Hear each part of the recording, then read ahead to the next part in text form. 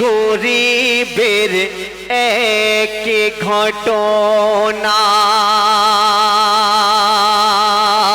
শোনাই সবাই শোনো না।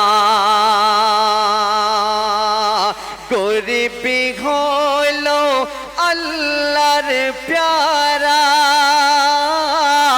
গরিবকে ভুলে যেও না। ধনী গরিবের এক ঘটনা শোনাই সবাই শোনো না। গরিব হলো আল্লাহর প্যারা, গরিবকে ভুলে যেও না। ধনী গরিবের এক ঘটনা। তো একদিন মা ফাতেমাতুজ জাহরা রাদিয়াল্লাহু তাআলা আনহার আপন বোন হযরত কুলসুমের বাড়িতে একটি অনুষ্ঠান হচ্ছে। মা ফাতেমাতুজ জাহরা রাদিয়াল্লাহু তাআলা আনহাকে দাওয়াত দিলেন না। কেন দিলেন না? তানার বোন হচ্ছে ফাতেমা গরিব, তানার বাড়িতে আসলে অসম্মান হবে। সমস্ত মেহমানকে দাওয়াত দিয়েছে, কিন্তু ফাতেমাকে দাওয়াত দিলেন না। তারপর কি ঘটনা ঘটছে শুনবেন। নতুন নতুন পোশাকে পরে যাচ্ছে কত মেহমান। মা ফাতেমার আঁচলে ধরে কেঁদে বলে হোসেন হাসান। কি বলছে? কত লোকজন যাচ্ছে মাগো কুলসুম খালার বাড়িতে। কত লোকজন যাচ্ছে মাগো কুলসুম খালার বাড়িতে। আমরা কখন যাব বলো না, খালার বাড়ি দাওয়াত খেতে। খালার বাড়ি দাওয়াত খেতে। হাসান হোসেনের কান্না দেখে মায়ের কান্না থামে না। ধনী গরিবের এক ঘটনা শোনাই সবাই শোনো না। গরিব হলো আল্লাহর প্যারা,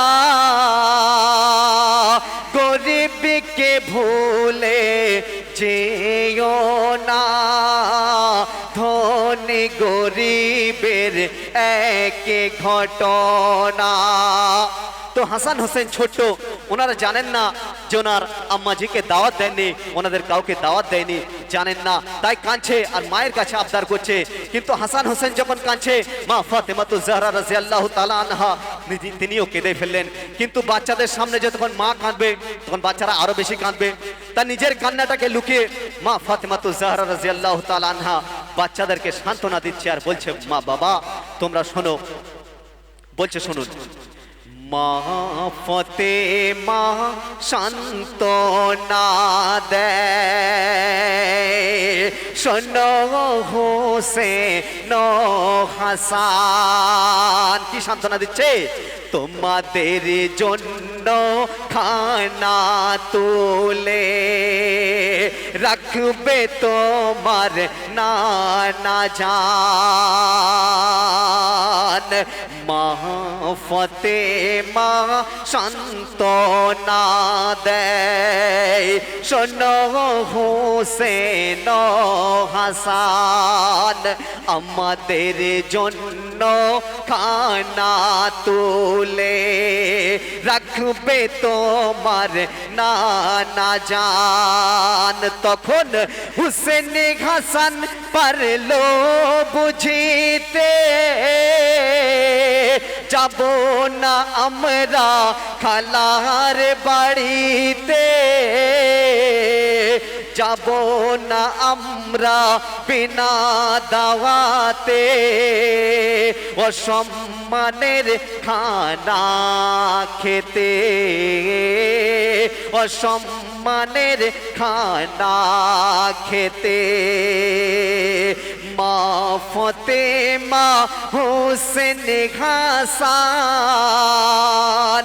কেমন সবর ধরে দেখো না, ধনী গরিবের এক ঘটনা, শোনাই সবাই শোনো না।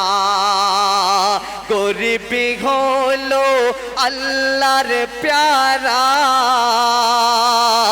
গরিবকে ভুলে যেও না, ধনী গরিবের এক ঘটনা। তারপর কি ঘটছে দেখুন, সমস্ত মেহমান সব চলে এলো। তারপর দয়া রসুল সাল্লাল্লাহু আলাইহি সাল্লাম আসবে, নামাজ পড়ে সমস্ত মেহমান নবীজির অপেক্ষায় আছেন।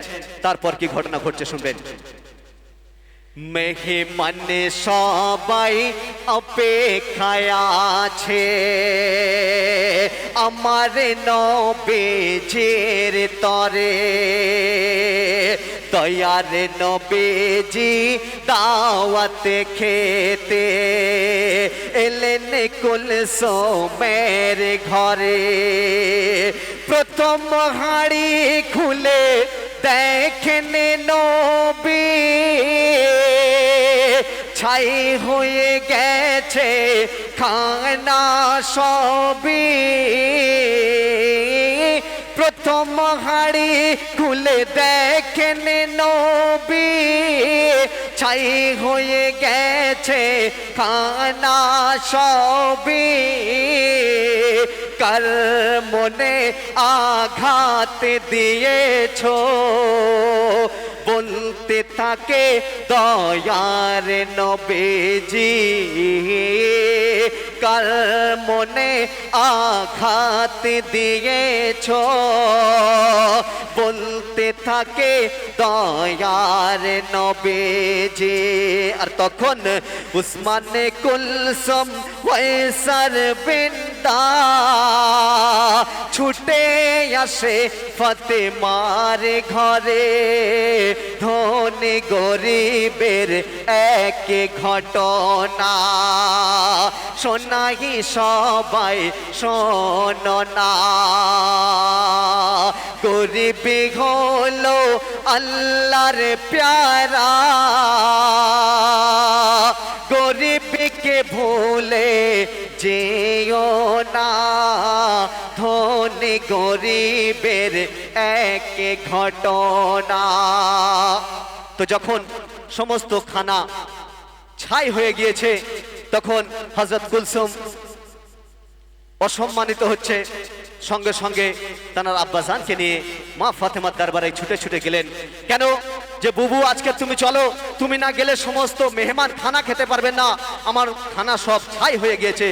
তারপর যখন মা ফাতেমাতুজ জাহরা রাদিয়াল্লাহু তাআলা আনহা তার বাড়িতে আসলেন, কি করলেন অতি মূল্যবান কথার মাধ্যমে শুনবেন।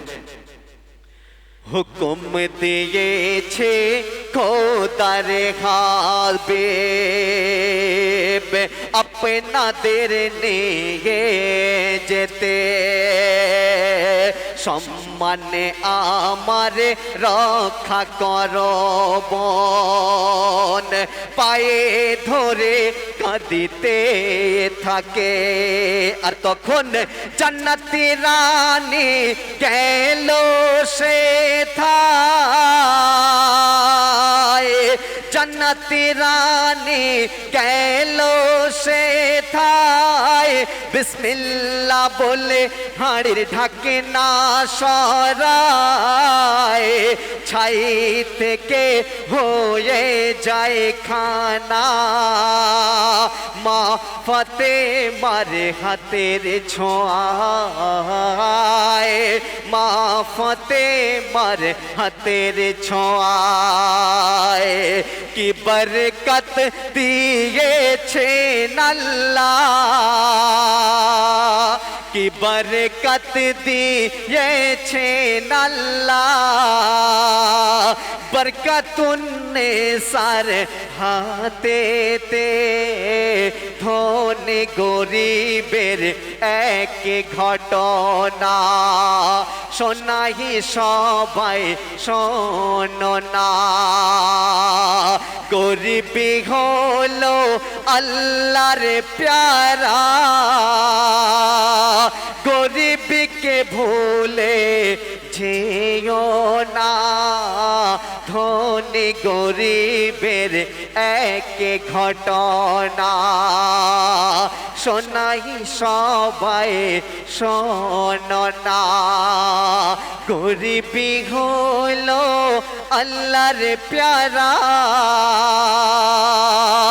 গরিবকে ভুলে যেও না ধনী গরিবের এক ঘটনা শোনাই সবাই শোনো না